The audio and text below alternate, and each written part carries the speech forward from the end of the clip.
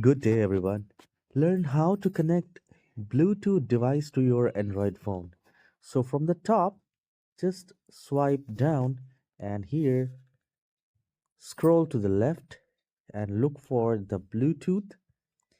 And the moment you will find the Bluetooth option, you just need to press and hold the Bluetooth icon. So I'm just finding it where exactly it is.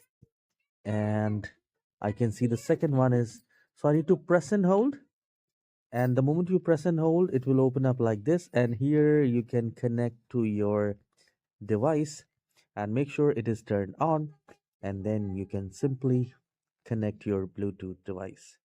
So you can see it's connecting my Bluetooth watch, and you can also do that whether you want to connect your Bluetooth speaker or watch or anything else.